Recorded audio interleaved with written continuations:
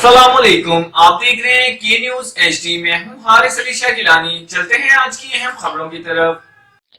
खबरों का सिलसिला आगे बढ़ाते हुए रुक करेंगे कसूर का, जहां से रिपोर्ट कर रहे हैं हमारे नुमाइंदे अली कसूरी। पीटीआई रहनुमा शेर अफजल मरवत जमानत के लिए आज जिला कचहरी कसूर पहुंचे।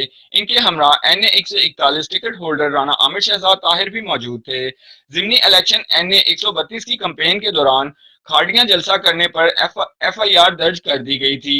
याद रहे, एक ही दिन में 2 जलसे हुए। नून लीग और पीटीआई का नून लीग को प्रोटोकॉल दिया गया, जबकि पीटीआई लीडरशिप पर FIR दर्ज की गई। इस मौका पर राना आमिर शहजाद ताहिर ने मीडिया से गुफ्तगू करते हुए क्या कहा, आए जानते हैं इस रिपोर्ट में। कहना चाहता हूँ कि हमारे तमाम पाकिस्तान के वकला टॉप के मेरे मुर्शिद के वकील हैं। ये क्या मसला क्या है? अवाम भी निकलेगी, इंशाल्लाह निकलेगी, ये इशारा करें, अवाम सारी निकलेगी। लेकिन उससे पहले मैं जरूर एक बात करना चाहता हूँ मुरब्बा साहब की विसादत से कि कम अज कम तमाम जो हरे नहीं जीते हुए 147 पे जो इन्होंने जिताया वो और मौजूदा MNA जितने भी हैं तमाम टॉप के वकील हैं पाकिस्तान के। क्या वजह है कि हमारा मुर्शिद बाहर नहीं आ रहा?